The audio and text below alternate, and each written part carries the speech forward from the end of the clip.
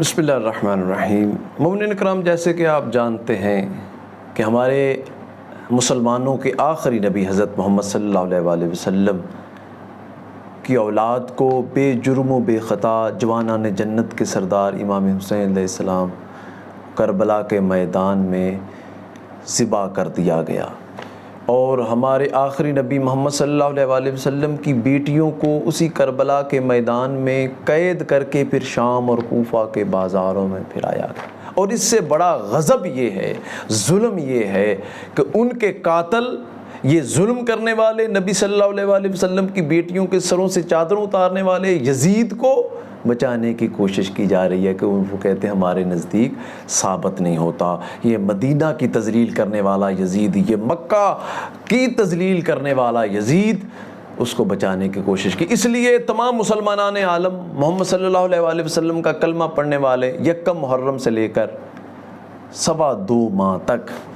حضور علیہ الصلوۃ والسلام کے غم میں، یہ جو اتنا بڑا ظلم اور درندگی ہوئی، آج بھی یزید کو بچانے کی کوشش کی جا رہی ہے، تمام کلمہ گو مسلمان جو ہیں وہ غم مناتے ہیں اور اپنے گھروں میں خوشیاں نہیں مناتے، شادیاں نہیں کرتے۔ مسلمانان عالم شادیاں نہیں کرتے اپنے گھروں میں۔ تو اسی عالم میں امام کا فرمان بھی ہے کہ ہماری خوشی کے ساتھ خوشی مناؤ، ہمارے غم کے ساتھ غم مناؤ۔ تو کراچی کی ایک امام بارگاہ ابو فضل العباس رضوان سوسائٹی میں، وہاں پہ ایک سوشل میڈیا پہ خبر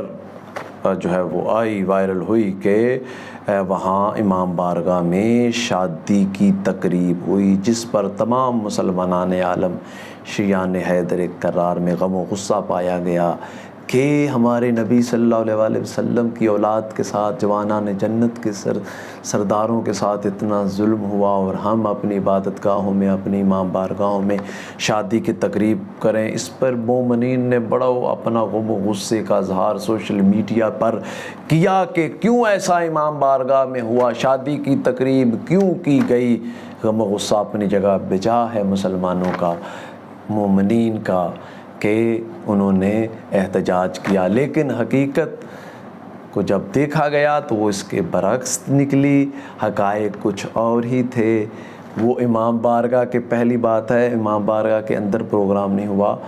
امام بارگاہ کے قریب ہمارے برادران اہل سنت جن سے ہمیں محبت ہے، ہمارے مسلمان بھائی ہیں، ان کی کوئی دعوت، کھانے کی دعوت تھی، وہ امام بارگاہ میں نہیں ہوئی۔ امام بارگاہ کی باہر جو گراؤنڈ تھی اس میں کیا پروگرام، جس پر جن بزرگوں نے انہیں یہ دعوت دی، جب مومنین کا غم و غصہ دیکھا، مومنین کا احتجاج دیکھا، تو ان بزرگوں نے سوشل میڈیا پر ایک ویڈیو پیغام انہوں نے